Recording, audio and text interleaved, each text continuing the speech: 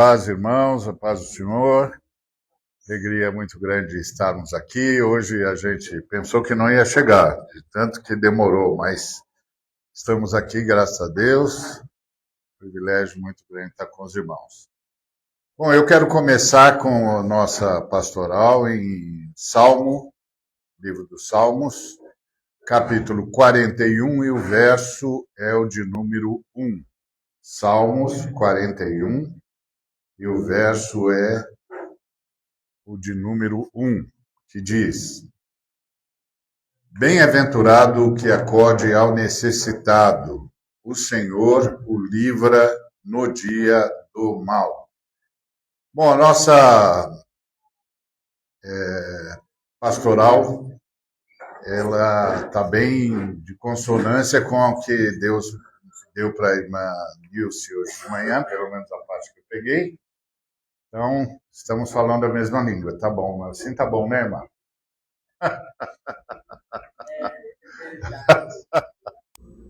Glória a Deus. Muito bom. Então, o texto é: Bem-aventurado o que acode ao necessitado, o Senhor o livra do mal. Bem-aventurado, na nossa escolha, é abençoado, dignificado, pleno, que nós não trabalhamos com o conceito de felicidade, porque felicidade fala de um ambiente perfeito. E num mundo caído, onde tem gente sofrendo, onde tem gente o tempo todo sob perigo de vida, injustiça, não é possível usar como cristão a palavra felicidade, porque nós somos o povo que chora com os que choram. Então, nós temos um compromisso com os desvalidos, um compromisso com os angustiados, um compromisso com os abandonados, os que sofrem na vida. Então, nós não estamos buscando essa felicidade que o mundo advoga e clama, etc. Não. Nós estamos buscando a alegria da solidariedade. Então, bem-aventurado para nós é abençoado, dignificado, pleno. E que é uma plenitude que não é passageira. É uma plenitude que nos caracteriza como seres humanos, que leva a gente a ter essa vida de em tudo dar graças. Não é dar graças por causa da situação, mas dar graças por causa da nossa realidade pessoal com Deus. A gente está bem com Deus. Então, se Deus está bem com a gente, que é mais importante, a gente vai passar pelo que tiver de passar. E vai socorrer, e vai abençoar, e vai cuidar, porque nós e Deus estamos bem. Essa é a ideia da bem-aventurança. Então, ela é plena. A ideia aqui é acudir, portanto, é ir ao encontro. Lembra que quando Jesus foi questionado pelo mestre da lei, ele perguntou: quem é o meu próximo? E o Senhor Jesus corrigiu o mestre da lei, dizendo, no final das contas, você fez a pergunta errada. A pergunta não é quem é o seu próximo, a pergunta é de quem você deve ser próximo. E a resposta é de todo aquele que você vir que precisa de você.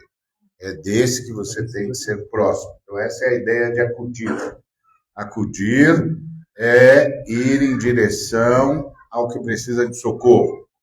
É não se omitir diante da necessidade. Por isso que a ideia de felicidade pessoal não cabe para nós cristãos, porque a necessidade alheia nos coloca sob um dever. A visão cristã é: se alguém tem uma necessidade, a comunidade tem um dever. Esse é o princípio da igreja primitiva. A igreja de Atos nos ensinou isso. Então, acudir é ir e nunca se omitir diante da necessidade. O necessitado tem várias dimensões das Escrituras. O empobrecido, materialmente, é necessitado, é óbvio, inclusive é fruto de injustiça, porque para a fé cristã, a pobreza não é uma condição, é uma consequência. E é a consequência da injustiça. Porque Deus deu para abençoar a todos. Se alguns retiveram a bênção, eles retiveram em detrimento de outros seres humanos. Não tem como você ter 6 pessoas, um bolo partido em 6 pedaços, aí um de nós come 2 pedaços, alguém vai ficar sem. É sempre em detrimento de alguém. Porque o Senhor é o Senhor do pão nosso. Então está sempre distribuindo e esperando que a gente distribua. Então, bem-aventurado aquele que socorre o necessitado, que presta socorro, que não se omite diante da necessidade e que cuida das pessoas considerando todas as suas angústias. O empobrecimento, que é fruto da injustiça, mas também a aflição, que é fruto das angústias da vida. Então, socorrer, estar junto, no mínimo chorar com quem chora. No mínimo isso, chorar com quem chora. O fraco, e há um sem número de fraquezas, aquele que foi enfraquecido pela vida, pela angústia e pela própria genética. A gente tem uma responsabilidade para aqueles que foram marcados pela loteria genética. Por isso que uma comunidade, se vai construir um local, por exemplo, para a comunidade, primeiro constrói rampa, depois pensa na escada. Porque aqueles que podem subir escadas também podem andar na rampa. Mas aqueles que não podem subir escadas, eles só podem andar na rampa. Então a gente tem de privilegiar a rampa. Porque nós temos um débito com os irmãos e irmãs, as pessoas que são da mesma espécie, portanto fazem parte da unidade humana e que estão vítimas do resultado da nossa rebelião. O resultado da nossa rebelião danificou a nossa genética. Então a gente tem de entender, não é uma questão de sorte ou de azar, é uma questão de rebelião. A rebelião humana gerou essa tragédia. Agora, o mínimo que a gente pode fazer é socorrer as vítimas dessa tragédia, que são as que pagam o preço mais caro pela nossa rebelião. Essa é a ideia da fé cristã. E isso, então, o aflito, o fraco, o marginalizado, o que se encontra em vulnerabilidade. Por isso que a gente cuida dos enfermos, visita os encarcerados, a gente socorre os que estão em situação de rua, porque o Senhor considera bem-aventurado e abençoa aquele que acode o necessitado. E isso é uma maneira de viver a vida. Porque a gente pode viver a existência como uma prisão ou como uma bem-aventurança. A existência pode ser encarada como uma prisão, a gente não vai sair daqui nunca mais, e que coisa horrível, etc. Ou a gente pode ver a existência como uma bem-aventurança, nós temos a oportunidade de imitar Deus. A oportunidade de ir ao sacrifício pelo próximo, enquanto Deus faz o que nós não podemos fazer, que é a redenção.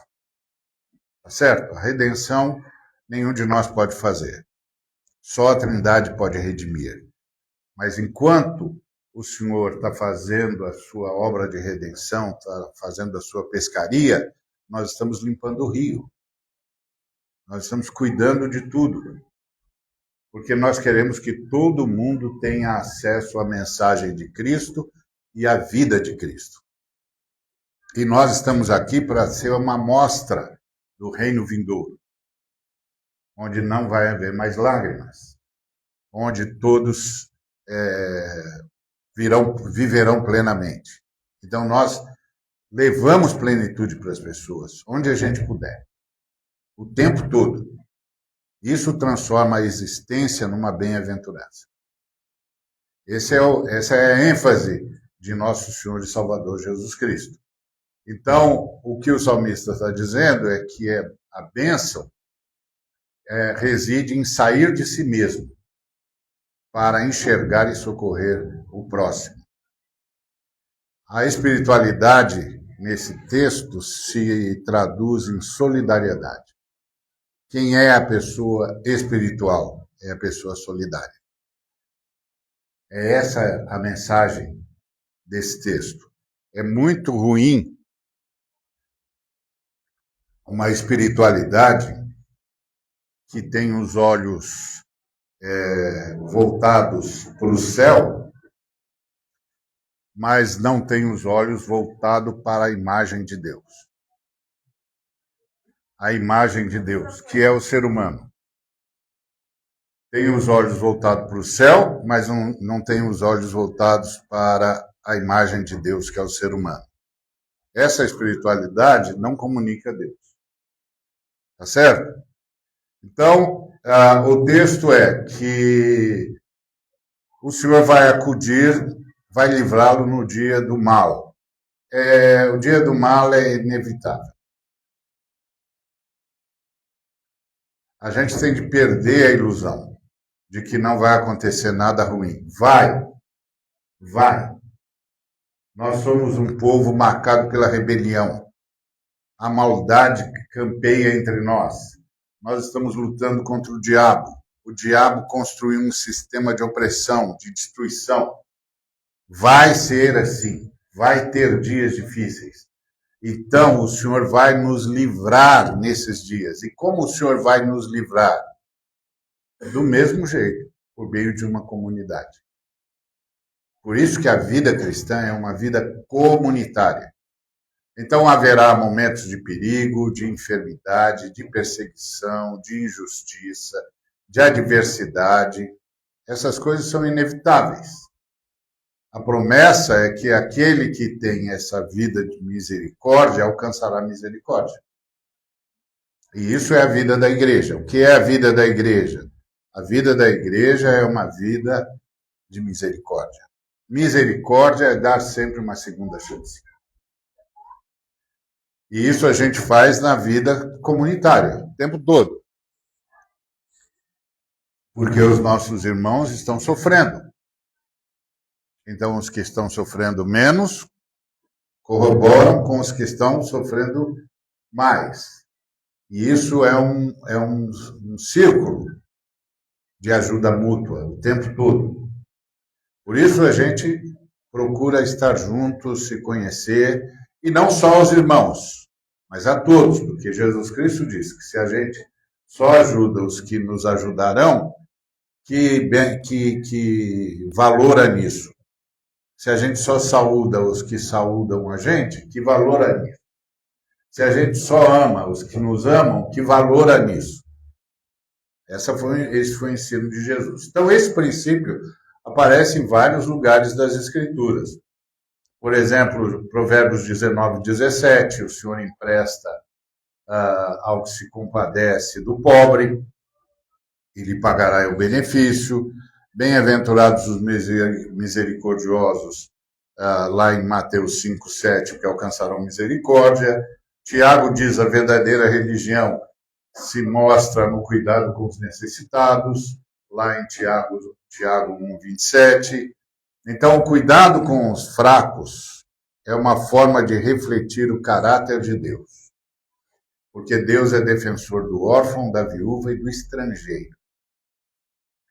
É muito interessante ver um mundo que, sob aparente influência dos cristãos, está odiando o estrangeiro. Quando Deus se apresenta como defensor do estrangeiro. Tem alguma coisa que está errada aqui. tem alguma coisa que está errada aqui. Ou Deus mudou, ou essas pessoas mudaram de Deus. Como Deus não muda, essas pessoas mudaram de Deus. Elas ainda usam a mesma palavra, mas não falam mais da mesma pessoa. É a única explicação que tem. Como Deus não muda, a Bíblia diz que Deus não muda, não tem variação e nem sombra de variação.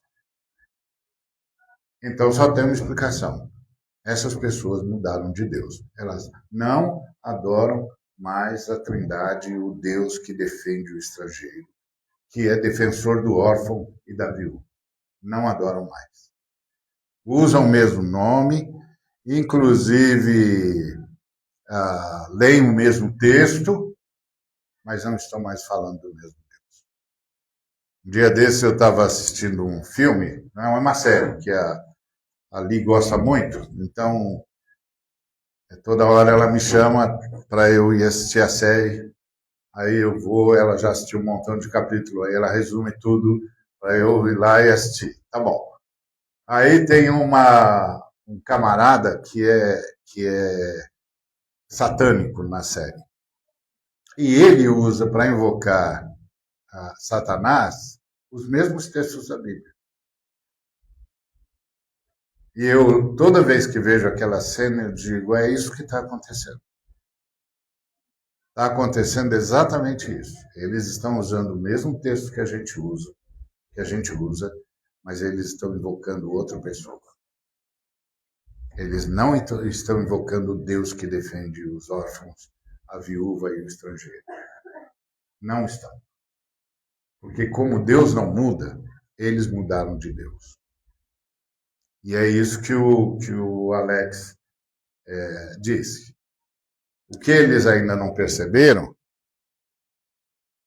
é que esse Deus que eles passaram a invocar vai levá-los à loucura, à destruição. Não vai sobrar nada disso. Não vai sobrar nada.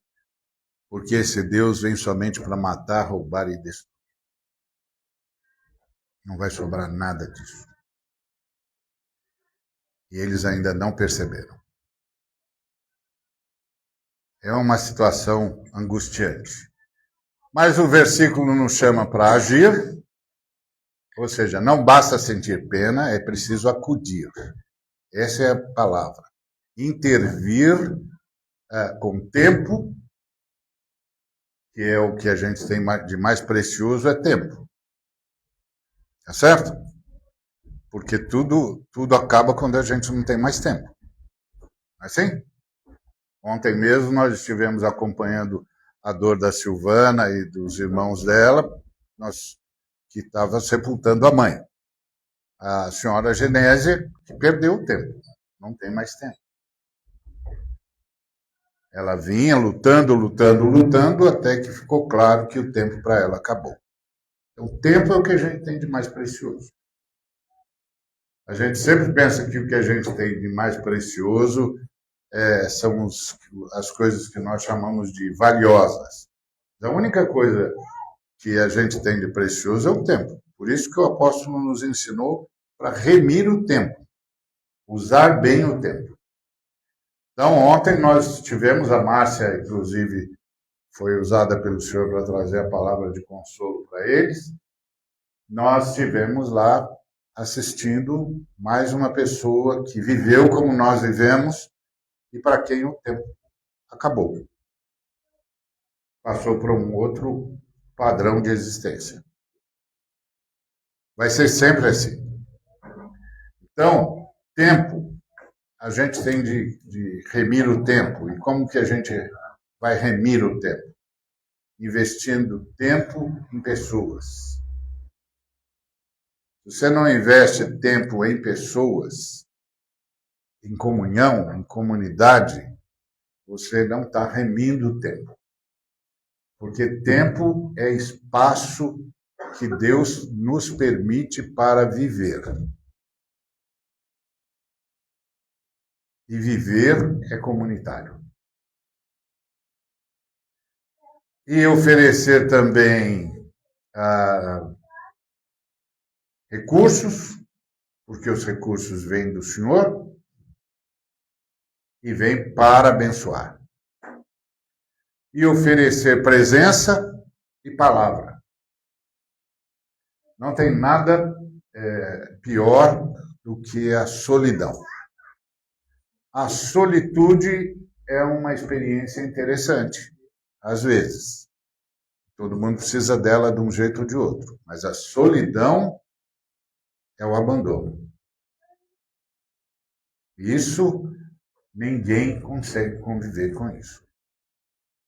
Então, essa hora é a hora da igreja. Ou seja, o salmista está ensinando pelo Espírito Santo que a verdadeira alegria de viver está em ser canal de misericórdia, da misericórdia de Deus para os necessitados, e assegura que o mesmo Deus que nos move a ajudar o nosso irmão, nosso vizinho, será o nosso libertador quando o mal nos alcançar. E será o nosso libertador nos colocando em comunidade. Amém? Muito bem. Esse é o nosso momento pastoral. Para os que estão nos visitando,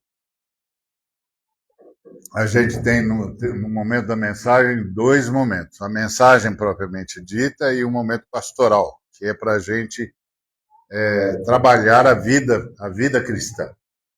Porque às vezes a mensagem traz para nós uma comunicação conceitual e nem sempre a gente consegue traduzir esse conceito na vida prática. Então, o momento pastoral é para a gente pensar como que a gente vai praticar tudo que a gente está aprendendo. E é sempre no poder do Espírito Santo. É sempre no poder do Espírito Santo. Essas pastorais, elas não são dadas para dizer para você, ó o que você tem de fazer. Não, elas são dadas para dizer para você, olha o que o Espírito Santo vai levar você a fazer. Não o resista. Não resista. Então, essas pastorais são para ajudar o Espírito Santo. Porque o maior problema que o Espírito Santo tem é a nossa resistência. A gente resiste o Espírito Santo o tempo todo. Então, toda vez que a gente vê um necessitado, o Espírito Santo diz, vai lá ajudar, a gente acha um montão de razões para não ir e para dizer, não pode ser o Espírito Santo. Não é possível que o Espírito Santo está querendo que eu pare o que eu estou fazendo de tão importante para ajudar alguém. Então, as pastorais são para dizer, é o Espírito Santo mesmo. Você está vendo essa vontade que você tem de socorrer alguém? Então, não resista não, que é o Espírito Santo mesmo que está fazendo. Então, essas são pastorais para ajudar o Espírito Santo. É um acordo que a gente tem com ela.